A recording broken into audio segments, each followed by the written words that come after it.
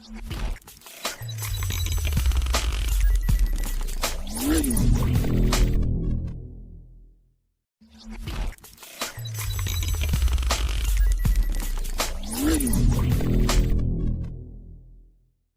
Everyone, welcome to Sanu's biotech academia. നമ്മൾ ഇന്ന് നോക്കാൻ പോണ ടോപ്പിക് എസെൻഷ്യൽ അമിനോ ആസിഡ്സിനെ കുറിച്ചാണ്. അപ്പോൾ ഈ ഒരു വീഡിയോയിൽ ഏതൊക്കെ അമിനോ ആസിഡ്സ് ആണ് എസെൻഷ്യൽ അമിനോ ആസിഡ്സ് എന്നാണ് പറയുന്നത്. കൂടെ അത് ഓർത്തിരിക്കാനായിട്ടുള്ള ഒരു ടിപ്പും പറയുന്നുണ്ട്. ഓക്കെ, അപ്പോൾ CSIR ക്വസ്റ്റ്യൻസിലൊക്കെ വരാറുള്ളതാണ് എസെൻഷ്യൽ അമിനോ ആസിഡ്സിനെ പിക്ക് ചെയ്യാനുള്ളത്. ഓക്കെ, അപ്പോൾ അത് നമുക്ക് പെട്ടെന്ന് ഓർത്തിരിക്കാനായിട്ടുള്ള ഒരു ട്രിക്ക് ഇതിൽ പറയുന്നുണ്ട്. അപ്പോൾ എല്ലാവരും ഈ വീഡിയോ ഫുള്ള് കാണാം. ഓക്കെ, അപ്പോൾ ആദ്യം തന്നെ നമുക്ക് എസെൻഷ്യൽ അമിനോ ആസിഡ് എന്താണെന്നുള്ളത് നോക്കാം. എസെൻഷ്യൽ അമിനോ ആസിഡ് എന്ന് പറഞ്ഞിട്ടുണ്ടെങ്കിൽ ഒരു ഓർഗാനിസത്തിന് സ്വന്തമായി സിന്തസൈസ് ചെയ്യാനായിട്ട് കഴിയില്ല.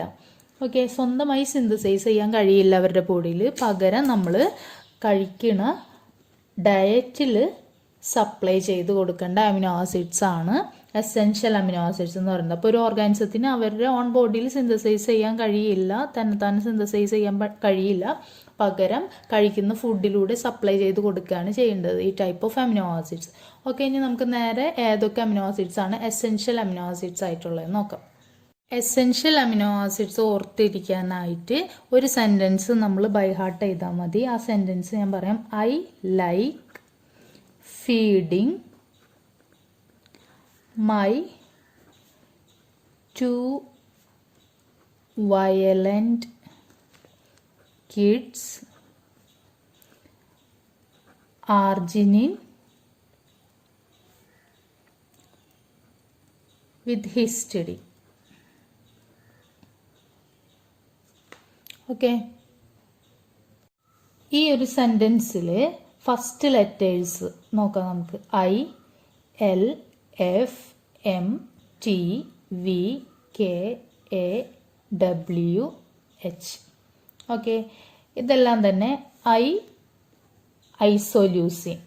Okay, L leucine, F is phenylalanine, M is methionine, T is threonine, V is valine, K is lysine, A is arginine. ഇവിടെ മിസ്റ്റേക്ക് പറ്റരുത്. എ എന്ന് പറയുമ്പോൾ സാധാരണ നമ്മൾ അലാനിനാണ് 1 ലെറ്റർ കോഡ് പറയുന്നത്, പക്ഷെ ഇവിടെ ആർജിനാണ് നമ്മൾ ഓർത്തിരിക്കുന്നത് കേട്ടോ. അപ്പോൾ അത് ആ സെൻറ്റൻസിൽ തന്നെ ഉള്ളത് കൊണ്ട് നമുക്ക് മിസ്റ്റേക്ക് പറ്റാൻ സാധ്യതയില്ല. ആർജിനിൻ വിത്ത് ഹിസ്റ്റഡിൻ എന്നല്ലേ.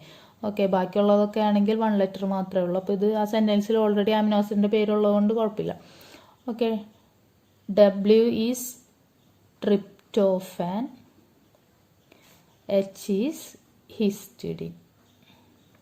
ഓക്കെ, അപ്പോൾ ഈ 10 അമിനോ ആസിഡ്സ് ആണ് എസെൻഷ്യൽ അമിനോ ആസിഡ്സ് ആയിട്ട് ഉള്ളവർ. ഓക്കെ, അപ്പോൾ ഈ ഒരു സെൻറ്റൻസ് നമ്മൾ ബൈ ഹാർട്ട് ചെയ്തിട്ടുണ്ടെങ്കിൽ നമുക്ക് ഈ എസെൻഷ്യൽ ആയിട്ടുള്ള അമിനോ ആസിഡ്സിനെ പെട്ടെന്ന് ഓപ്ഷൻസിൽ നിന്ന് സെലക്ട് ചെയ്യാനായിട്ട് പറ്റും.